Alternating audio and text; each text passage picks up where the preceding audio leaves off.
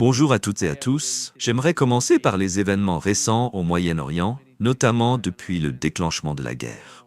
Lorsque Israël a attaqué l'Iran, j'ai tout de suite pensé à cette expression « L'ego d'Israël rédige un chèque que son corps ne peut pas encaisser ». Et maintenant que l'on observe ce qui s'est réellement passé entre l'Iran et Israël, ainsi que l'intervention américaine dans les dernières étapes du conflit, on peut dire que les choses ont beaucoup évolué. Dès les premières frappes, l'Iran a affirmé « Nous avons tout anéanti. Leur programme nucléaire est désormais hors d'état. Pardon. » Il y a ensuite eu l'attaque iranienne contre une base américaine au Qatar. Et hier, Ali Larijani, un proche conseiller du guide suprême iranien, a déclaré que 14 missiles avaient été tirés sur cette base et que 6 ou 7 d'entre eux avaient atteint leur cible. Alors, si l'on considère l'ensemble du conflit, depuis ses débuts jusqu'à aujourd'hui, il n'y a toujours pas de véritable conclusion. Mais si l'on suppose qu'une forme de cessation des hostilités s'est installée entre les deux camps, quel est votre regard sur cette guerre? Qui, selon vous, en est sorti gagnant?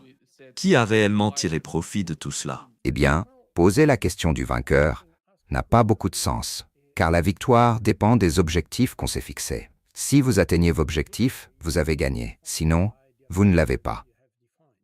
Et dans ce cas précis, il faut d'abord comprendre quels étaient les objectifs d'Israël, puisque c'est lui qui a lancé l'attaque. Selon moi, Israël visait 2 objectifs majeurs. Et un troisième, important lui aussi, mais peut-être un peu secondaire. Le premier objectif, c'était de provoquer une crise politique en Iran. Et cela, très clairement, a échoué. C'est intéressant car lorsqu'on écoute ce qui se dit, notamment en France, on se rend compte qu'il y a peu d'analyse profonde sur ce conflit et sans doute une connaissance limitée des acteurs en jeu. Quand on écoute les médias traditionnels, on a souvent l'impression que si on attaque l'Iran, le régime va s'effondrer presque immédiatement. Parce que, soi-disant, plus de 80% de la population déteste ce régime. L'idée serait donc que si vous décapitez, du latin décapitar, c'est-à-dire couper la tête, la direction du gouvernement, le pays explosera tout seul. Mais cela ne s'est pas produit du tout. Bien au contraire. Tous les rapports que j'ai consultés montrent qu'en réalité, quelles que soient les opinions politiques individuelles, on a assisté à un renforcement du tissu national iranien. Il y a même eu une condamnation très forte de la part de la communauté juive iranienne. Ces dirigeants ont dénoncé l'attaque israélienne en la qualifiant de sauvage. C'est leur terme. Tout cela montre qu'Israël n'a pas réussi à provoquer la crise politique qu'il espérait. Il semble d'ailleurs qu'il n'ait pas renoncé à l'idée d'éliminer Ali Khamenei. Mais ça, c'est un autre sujet. Bref, ce premier objectif a échoué. Le deuxième objectif, c'était d'entraîner les États-Unis dans le conflit au Moyen-Orient. Et cela, c'est un invariant dans la politique de sécurité nationale israélienne depuis le début des années 50. Nous en avons déjà parlé sur votre chaîne. Israël cherche en permanence à impliquer physiquement les États-Unis dans les conflits du Moyen-Orient, que ce soit dans le Golfe Persique, en Méditerranée ou ailleurs. C'était déjà l'un des objectifs des guerres du Golfe. Et cette fois encore, les États-Unis se sont impliqués, mais à reculons, avec beaucoup de retenue. Je dirais qu'ils ont assuré un service minimum. Ils ont mené quelques frappes ciblées, mais on ignore encore quelles en sont les conséquences exactes. Il y a énormément de spéculations à ce sujet, et nous pourrons y revenir si vous le souhaitez, mais factuellement, les informations fiables manquent. Je pense que seuls les Iraniens sont aujourd'hui en mesure de dire ce qui s'est réellement passé, d'évaluer l'ampleur des dégâts et d'en tirer les conséquences pour l'avenir. Pour le reste, c'est encore très flou. Il semble que les dégâts aient été limités, je le dis prudemment, faute d'informations concrètes. Mais à mon avis, l'impact est resté restreint, même si certains équipements sensibles ont peut-être été touchés. Quoi qu'il en soit, cela ne ressemble pas à une attaque massive contre l'Iran. Sur certains sites, notamment celui d'Ispahan, probablement le plus vulnérable, seuls des missiles Tomahawk ont été utilisés, et les dégâts rapportés sont superficiels. On a vraiment eu l'impression que Donald Trump a agi comme s'il devait rendre un devoir. Il fallait satisfaire Benjamin Netanyahou et, sans doute, quelques néoconservateurs à Washington. Et ensuite, il a revendiqué une grande victoire. Cela m'a un peu rappelé ce que faisait ma mère quand nous étions enfants et que nous nous disputions. Chacun prétendait avoir gagné, et pour calmer les choses, elle disait « Vous avez tous les deux gagné ». C'est exactement ce qu'on a vu ici. Tout le monde voulait se proclamer vainqueur. Les Israéliens ont dit avoir détruit des cibles importantes, que c'était spectaculaire et que Netanyahou avait été le plus courageux des courageux. De leur côté, les Iraniens ont riposté, de manière mesurée mais ferme, et eux aussi ont crié victoire. Ils avaient d'ailleurs prévenu à l'avance, ce qui est tout à leur honneur. Donc, en fin de compte, chacun est sorti gagnant à sa manière. Et je comprends cette logique d'un point de vue humain. Donald Trump ne veut pas se retrouver embarqué dans un nouveau conflit majeur. Sa priorité, c'est de rendre sa grandeur à l'Amérique. Et pour cela, il doit concentrer tous ses efforts sur la Chine. Les conflits en Ukraine, en Palestine ou avec l'Iran ne sont pour lui que des distractions. C'est pourquoi il ne veut pas résoudre ces problèmes, mais simplement les écarter de son chemin. Donald Trump veut le silence. Il ne veut plus avoir à gérer ce conflit. À ses yeux, cela ne devrait pas être un frein dans la poursuite de ses véritables objectifs. Il cherche simplement à s'en débarrasser. Et ce qui est intéressant, c'est que cela vaut pour les 3 conflits en cours. Pour aucun d'entre eux, il ne cherche de solution durable. Il ne vise même pas une paix réelle. Il veut juste le silence. Du calme dans la pièce pour pouvoir continuer son travail. C'est du moins le sentiment que j'en ai. Mais au moins, il tente quelque chose, ce que beaucoup d'autres ne font même pas. Et ça, il faut le lui reconnaître. L'attaque contre l'Iran, un service minimum. Service minimum. Même si en soi, cela constitue une violation du droit international. Et je pense que c'est un point majeur à retenir dans cette séquence que nous venons de traverser. L'effondrement total de l'ordre international fondé sur le droit. Cet ordre juridique, né après la Seconde Guerre mondiale, s'est tout simplement écroulé. Ceux-là même qui prétendent défendre des valeurs ont violé les règles élémentaires de la Charte des Nations Unies en commettant des crimes de guerre. Car frapper des installations nucléaires civiles, c'est bien un crime de guerre. Et pourtant, aucun pays occidental n'a réagi. Ce silence, c'est une acceptation tacite, comme lorsqu'ils acceptent le massacre des femmes, des enfants, des personnes âgées à Gaza. Ce n'est pas nouveau, nous avons déjà vu ça ailleurs dans d'autres contextes. Mais ici, nous avons un exemple flagrant, un effondrement au grand jour du droit international.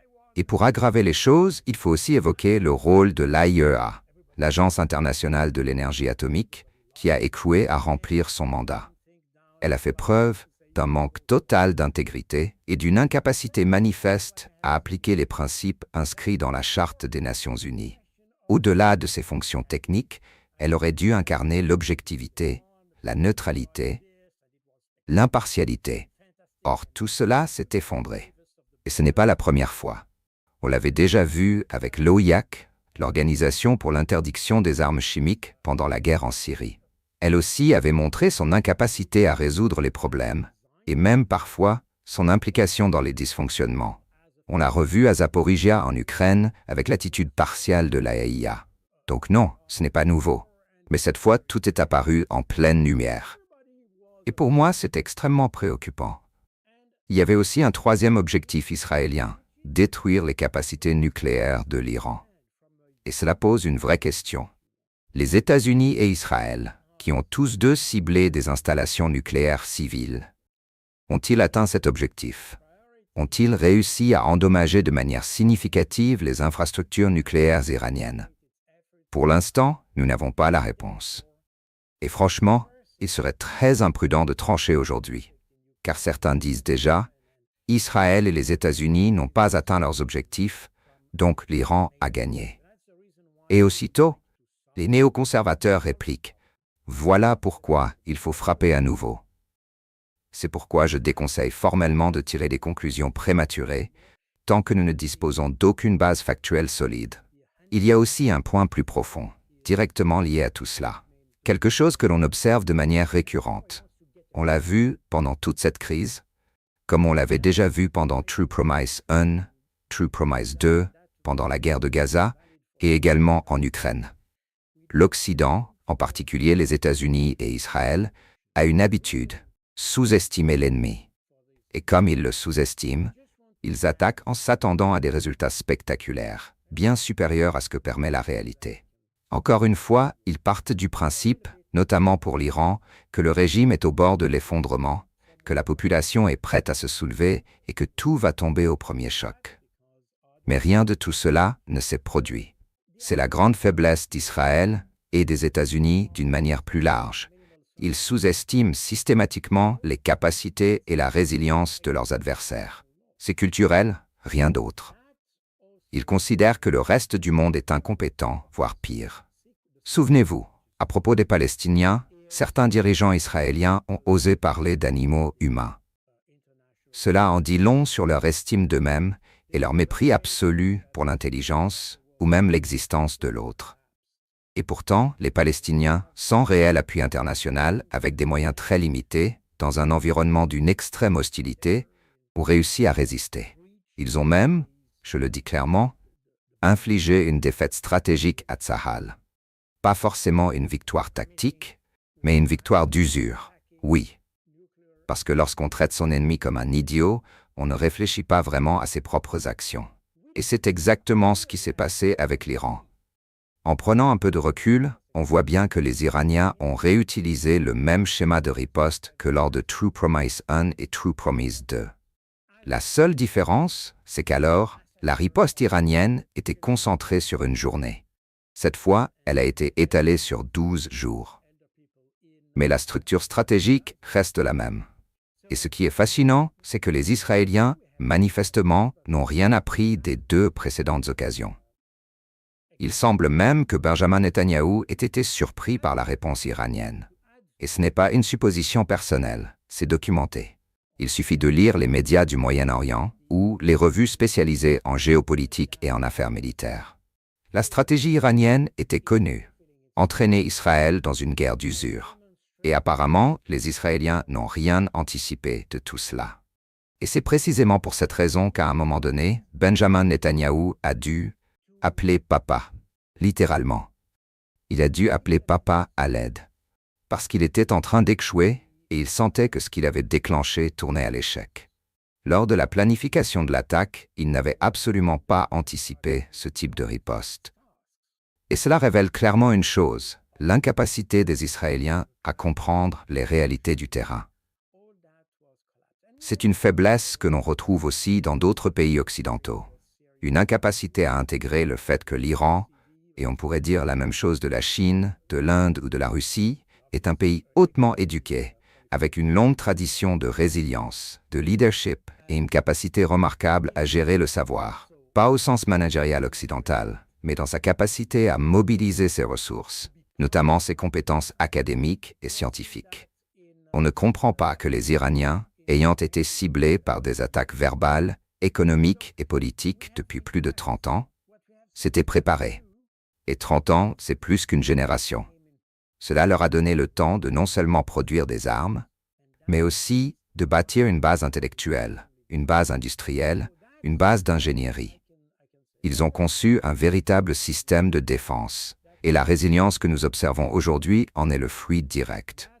Le fait que l'Occident soit encore incapable de le comprendre me laisse sans voix. Tout était pourtant clair. C'était écrit, documenté, sous nos yeux. Mais notre arrogance nous aveugle. Et c'est particulièrement vrai chez les Israéliens. Cette arrogance pourrait bien les conduire tôt ou tard à une défaite totale. Avoir confiance en soi, c'est une qualité. Mais trop, c'est trop. L'excès de confiance mène à l'erreur. Et c'est exactement ce que cette séquence nous montre.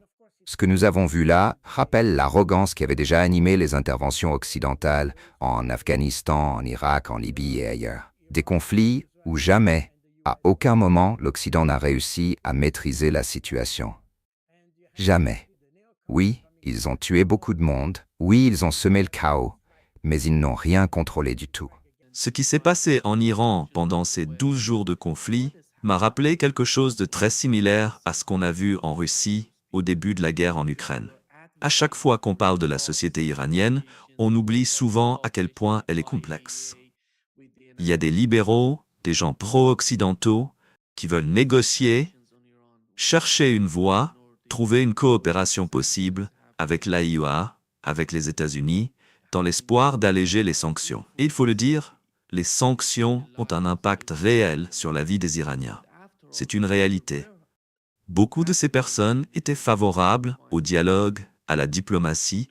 Elles voulaient construire des ponts.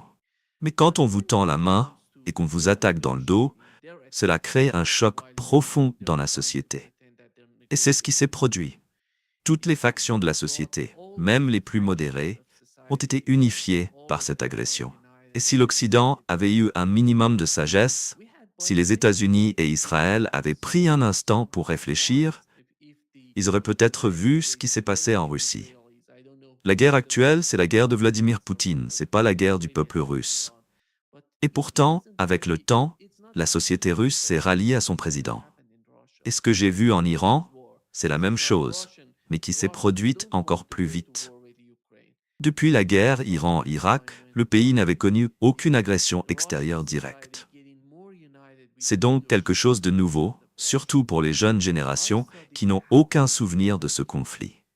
Ce sont des générations qui voulaient dialoguer avec l'Occident, qui espéraient une voie pacifique. Mais si les États-Unis et Israël décident de continuer cette guerre, alors tout le monde se souviendra.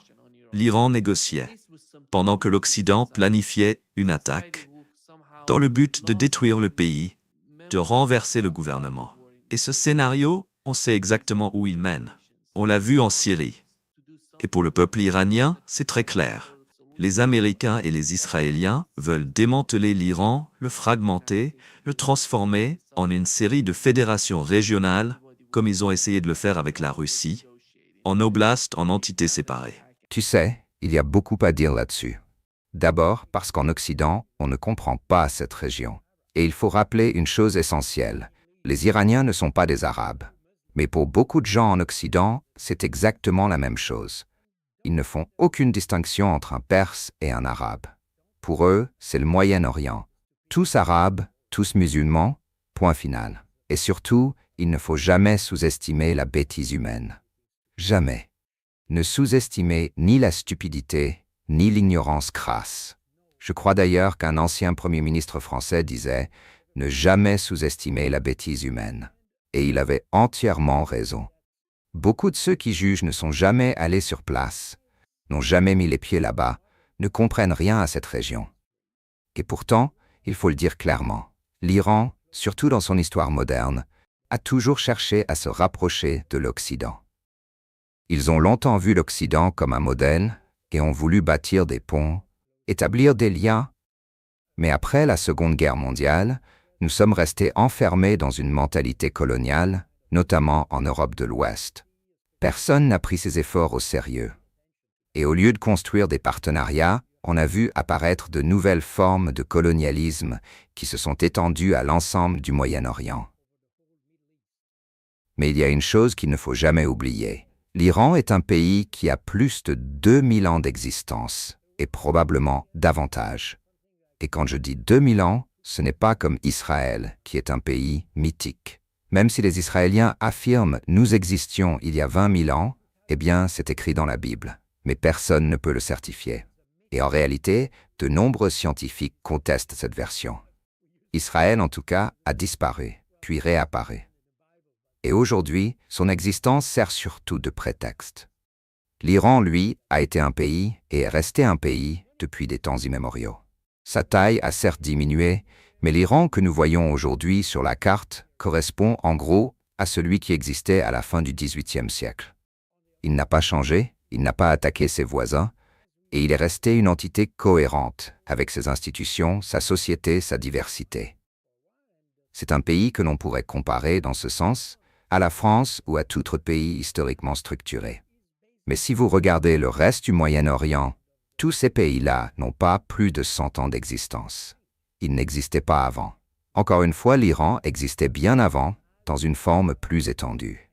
Et ce que nous connaissons depuis 2 siècles, ce sont, disons, ses frontières actuelles. Mais si vous observez des pays comme la Jordanie, la Syrie, le Liban, ils n'existaient pas. Israël lui-même est juridiquement discutable, car il n'a pas de frontières reconnues. On peut même remettre en question son existence légale. Mais c'est un autre débat.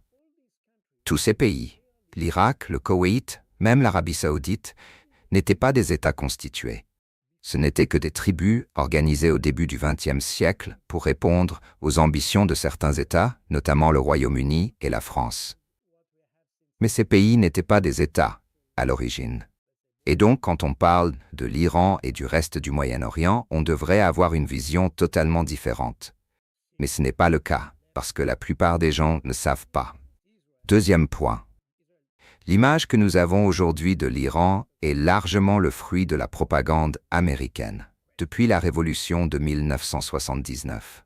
Je parle bien sûr de la chute du Shah et de l'arrivée au pouvoir de l'ayatollah Khomeini et de ses partisans. Les États-Unis perdaient alors l'un de leurs principaux bastions stratégiques au Moyen-Orient. Ils ont donc dû diaboliser l'Iran et par extension le peuple iranien. C'est exactement ce qui s'est passé. Et cela s'est manifesté par le soutien aux mouvements séparatistes, les Kurdes, les Baloutches, les Ahwazis et d'autres encore. L'objectif était clair, déstabiliser l'État iranien. Et c'est cette image déformée que nous avons aujourd'hui. Encore une fois, je n'ai jamais vécu en Iran. Je ne le connais que parce que je lis. Mais je ne lis pas dans une seule direction. Je lis dans toutes les directions et j'essaie de construire une vision aussi complète que possible de cette société. À mes yeux, il est très difficile de comprendre une culture quand on n'en fait pas partie et qu'on n'a pas vécu sur place pendant une longue période. C'est encore plus vrai quand il s'agit de pays dont la logique, la culture et les mentalités sont très éloignées des nôtres. J'ai vécu dans d'autres pays en dehors de l'Europe, notamment en Afrique du Nord et ailleurs. Je sais donc qu'on ne peut pas juger un pays à distance. Les sociétés sont bien plus flexibles que ce qu'on croit. Elles sont plus résilientes. Et même quand nous décrivons des pays comme la Russie, la Chine, l'Iran ou d'autres comme étant des dictatures, c'est souvent un simple prétexte. Un prétexte commode qui nous permet de les qualifier d'ennemis et au nom de nos valeurs, qu'il faudrait déjà commencer par définir d'ailleurs. Mais dans la réalité, et je l'ai dit souvent, je suis suisse et la France est juste à côté. Et pourtant, bien que les deux pays se disent démocratiques, quand je regarde la France avec mes yeux suisses, je vois une monarchie, une forme de dictature monarchique. Parce que la manière dont la France est gouvernée n'a rien à voir avec ce que je connais en Suisse. Et pourtant, les deux se prétendent démocratie. Alors qu'est-ce que la démocratie? À mes yeux, la France est plus proche d'une dictature que d'une démocratie. Encore une fois, vu avec mes yeux suisses. Et le fait que les Français puissent élire leur dictateur ne change en rien la manière dont celui-ci exerce le pouvoir. Tu vois, quand deux pays aussi proches géographiquement peuvent avoir des systèmes aussi différents, comment peut-on sérieusement juger un pays comme l'Iran? J'ai vécu dans des pays considérés comme des dictatures. Et ce que j'y ai observé, c'est qu'au Moyen-Orient, comme en Afrique, la réalité n'est jamais binaire. Ce n'est pas noir ou blanc. C'est toute une palette de gris. Même dans la manière de gouverner, dans les processus de décision, beaucoup d'éléments sont pris en compte et nous les ignorons totalement en Occident. Tout cela forge une image extrêmement faussée de l'Iran et nous empêche d'avoir un jugement sain sur ce pays. Et ce que tu viens de dire, que les attaques israéliennes et américaines sur l'Iran ont en réalité renforcé l'unité nationale iranienne, eh bien ça ne me surprend absolument pas.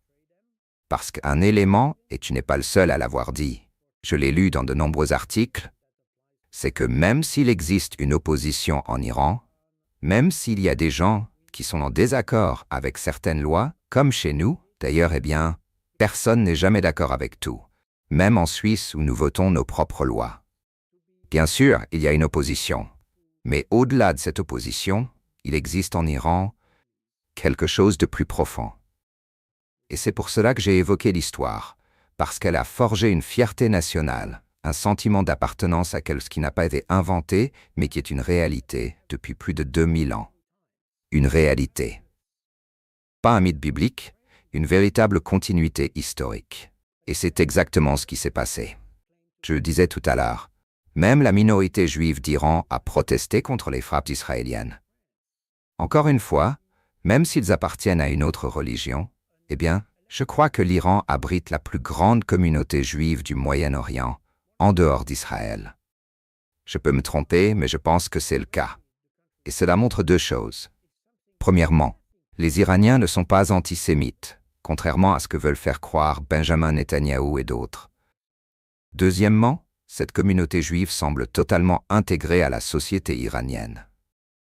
Elle en fait partie, malgré sa différence religieuse. C'est une communauté pleinement intégrée. Et ça, je l'ai constaté dans beaucoup de pays musulmans. La tolérance vis-à-vis des chrétiens, et je parle en tant que chrétien moi-même, elle est non seulement réelle, mais même, je dirais, empreinte de respect. Ce que les extrémistes musulmans rejettent, ce ne sont ni les chrétiens, ni les juifs. Ce qu'ils considèrent comme le plus grave, c'est l'apostasie. Et c'est bien ça, pour eux, le crime suprême. Pas le fait d'être chrétien ou juif. Je précise, je parle des extrémistes, pas du commun des croyants. Le citoyen moyen, lui, vous considère comme un égal. Il pense simplement que vous croyez différemment de lui. Je crois que j'ai déjà raconté cette anecdote. À l'époque où j'étais en contact avec les frères musulmans au Soudan, j'ai réussi à créer un lien très fort avec eux, juste en disant « Nous avons le même Dieu ». C'est tout. Nous avons le même Dieu. Et tu vois, c'est quelque chose qu'on oublie trop souvent. Dans nos pays, on est souvent plus raciste qu'eux, en réalité. Ce qui s'est passé en Iran, c'est quelque chose de très familier. Quand une communauté est attaquée, au lieu d'éclater, elle se resserre, elle s'organise et elle affronte la menace ensemble. C'est exactement ce qu'on a vu. Et le fait que les Israéliens soient incapables de comprendre ça, comme on l'a dit tout à l'heure, que ce soit les Israéliens, les Américains ou d'autres, ce n'est pas une coïncidence. Les Israéliens viennent d'Europe. Ils n'ont aucune attache culturelle avec le Moyen-Orient. La plupart des politiciens israéliens portent en réalité des noms polonais, hongrois, russes ou ukrainiens. Ils ont changé de nom pour paraître plus orientaux. Mais Netanyahou, par exemple, ce n'est pas son vrai nom. Ben Gvir, c'est pareil. Ce n'est pas un nom d'origine. Ce sont des noms modifiés, parce qu'ils viennent d'ailleurs. Netanyahou vient de Pologne, Ben Gvir d'Ukraine, je crois, et Smotrich vient soit de Biélorussie, soit d'Ukraine. Oui, c'est possible. Je les confonds parfois. Je devrais peut-être étudier ça plus sérieusement, mais dans tous les cas, voilà, ces gens-là n'ont pas le bagage culturel de la région. Ils viennent avec une culture d'Europe centrale. Et c'est ce qui explique pourquoi ils ne comprennent pas le Moyen-Orient, alors même qu'ils prétendent y être enracinés depuis 2000 ans. Mais en réalité, ils n'ont rien en commun avec la culture locale. Et ça, je pense que c'est l'une des raisons majeures de leur incapacité à comprendre leurs adversaires. Et donc une incapacité à engager le dialogue. Parce que quand vous ne connaissez pas votre ennemi, vous avez tendance à adopter une posture agressive, plutôt que de chercher à discuter. C'est humain, sans doute. Mais le problème, c'est que quand on est à la tête d'un État, on ne joue pas à la diplomatie comme à un jeu de société. On doit s'intégrer dans la communauté régionale. Et ce qui est troublant, c'est que depuis sa création, Israël n'a jamais réussi à construire une politique de sécurité nationale fondée sur des relations pacifiées avec ses voisins. Israël a toujours perçu ses voisins comme des ennemis et a donc développé une posture antagoniste. Et ce qui est encore plus frappant, c'est que personne ne remet ça en question. Tu vois? Même chez les intellectuels, il y en a très peu qui osent interroger cette logique, peut-être quelques-uns dans certaines universités, mais ils n'ont aucune influence sur la politique étrangère israélienne. Et aujourd'hui encore, Israël est en crise avec le Liban, en crise avec la Syrie, en crise avec l'Égypte, en crise avec les Palestiniens et en crise avec l'Iran. Mais qui a pris l'initiative du dialogue? Qui tente d'ouvrir un canal diplomatique? Les États-Unis. Pas Israël. On n'entend jamais parler de diplomatie israélienne. Tout ce qu'on entend, ce sont leurs plaintes à l'ONU, à l'Assemblée générale, mais en dehors de ça, aucune action concrète. Et pourtant, ce que j'ai appris sur le terrain, c'est qu'au Moyen-Orient, il y a toujours une chose à faire avant de se battre: parler. Discuter, échanger, négocier, avant de recourir à la violence. Il y a là un problème fondamental que les Israéliens, étrangement, mais pas tant que ça, n'ont jamais compris. La meilleure sécurité, ce n'est pas d'être le plus fort, ni d'avoir la plus grande armée. Et on le voit bien, ça ne fonctionne pas. La meilleure sécurité, c'est d'avoir de bonnes relations avec les autres. C'est de leur parler. Le dialogue, c'est en réalité la meilleure défense. Et c'est très curieux, mais on voit exactement la même chose en Ukraine. Plutôt que d'essayer de résoudre le conflit par la négociation, comme l'ont proposé les Russes, avec les accords de Minsk, les Européens, eux, refusent de parler. Ils se battent, ils livrent de nouvelles armes. Tu vois, c'est ça, aujourd'hui, la politique étrangère de l'Union européenne, avec Ursula von der Leyen, avec Josep Borrell, aucun impact réel sur les conflits. La seule chose qu'ils savent faire, c'est promettre des armes. Ça oui, ils savent faire. Mais là, il y a un vrai problème, un problème fondamental qu'il faut souligner. Eh bien, c'est exactement ce que je dis depuis longtemps. Une politique de sécurité, pour n'importe quel pays, repose sur deux piliers. Je l'ai déjà dit, la stratégie de défense et la stratégie de politique étrangère. On doit alterner entre les deux, ou même les combiner selon la situation. C'est exactement ce que font les Russes en appliquant ce principe clausewitzien. La guerre est la continuation de la politique par d'autres moyens. Autrement dit, tu joues avec ces deux leviers, en alternance ou simultanément, pour atteindre un objectif. Mais aujourd'hui, si tu regardes les Européens, peut-être pas il y a 50 ans, mais aujourd'hui, tu vois bien comme avec Israël, qu'ils ont complètement oublié la diplomatie. Tout est basé sur la défense. Uniquement. Ils ne considèrent même plus que certains problèmes pourraient être résolus par la négociation. Et tu n'entends jamais parler du ministre des Affaires étrangères. Tu l'as mentionné pour Israël, mais on peut dire exactement la même chose pour l'Allemagne. On a eu Annalena Baerbock, mais franchement, c'était juste une va-t-en-guerre de plus. Rien à voir avec de la diplomatie. Et voilà le vrai problème. Pourquoi les États-Unis, et aucun pays européen d'ailleurs, ne prêtent attention à tout ça? Eh bien, c'est probablement parce qu'à l'époque de la guerre froide, Israël jouait le rôle d'avant-poste occidental au Moyen-Orient. Si tu regardes ce qui se passait depuis la fin des années 40 jusqu'au début, voire au milieu des années 80, Israël, c'était un petit État occidental entouré d'ennemis de l'Ouest. Des ennemis au sens large, bien sûr, parce qu'ils étaient liés d'une manière ou d'une autre à l'Union soviétique ou au mouvement des non-alignés. Et pour les Américains, c'était simple. Tu es avec nous ou contre nous. Même la Suisse avait du mal à faire respecter sa neutralité. Les États-Unis ont tenté plusieurs fois de nous forcer à choisir un camp. Mais la Suisse a tenu bon. Tout cela pour dire qu'on était dans une vision binaire, noir ou blanc. Et dans cette logique, Israël représentait l'avant-garde de l'Occident. Et à l'époque, ça faisait sens parce que les pays environnants n'étaient pas franchement favorables à l'Ouest. Mais aujourd'hui, la donne a complètement changé.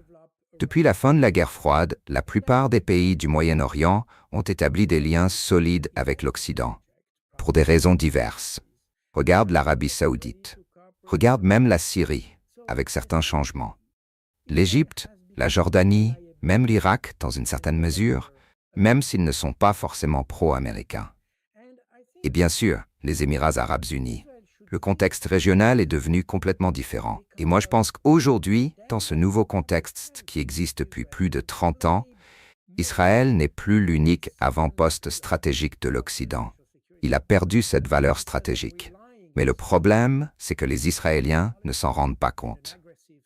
Et ça, on le voit très clairement avec Donald Trump. C'est quelqu'un de pragmatique, mais qui fonctionne sans stratégie réelle. Il agit par opportunité.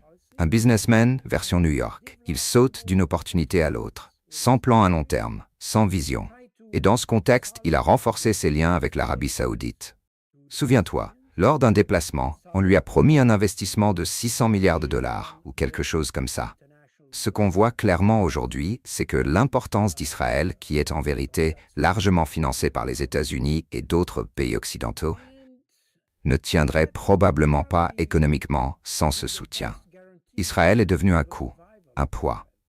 Il n'y a plus de bénéfices concrets, c'est un vague intérêt moral qu'on invoque parfois. Mais il n'y a plus d'intérêt stratégique à le soutenir. Et ça, je crois que ça va devenir de plus en plus évident. Surtout maintenant qu'Israël, autrefois perçu comme une forteresse invincible de l'Occident, s'est transformé en réalité en point faible du Moyen-Orient. C'est devenu un problème. Si un conflit éclate demain, que ce soit avec les Palestiniens, le Liban ou l'Iran, ce conflit se cristallisera autour d'Israël.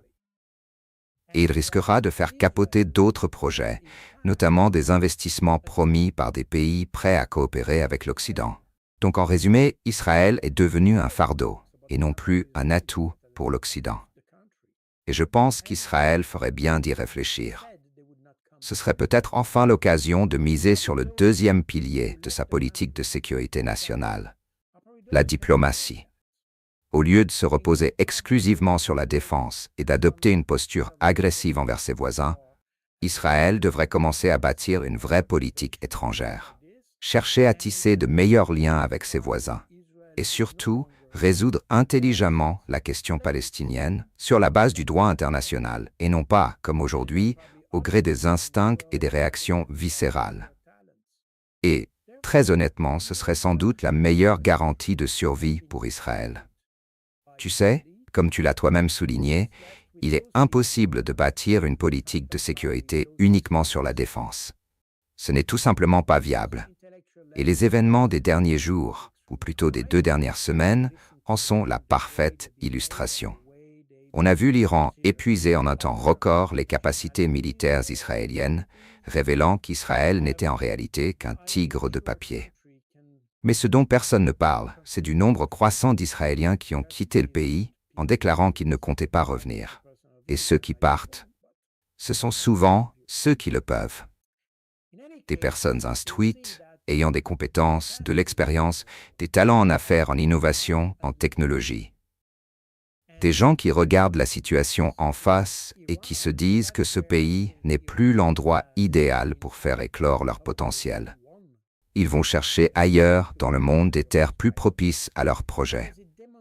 Le résultat, c'est qu'Israël risque d'être déserté par ses élites et laissé entre les mains de ceux qui, bien souvent, sont les plus extrémistes, et dont le niveau intellectuel ne semble pas très élevé si l'on en juge par leurs discours, leurs attitudes, et la manière dont ils traitent les minorités ou les autres nationalités. Je ne suis pas convaincu qu'un pays puisse envisager un avenir solide en reposant uniquement sur ce genre d'individus. C'est bien sûr mon point de vue personnel, je peux me tromper, mais c'est ce que je pense. Ce qui est certain, c'est qu'on constate aujourd'hui très clairement que les capacités d'Israël sont limitées.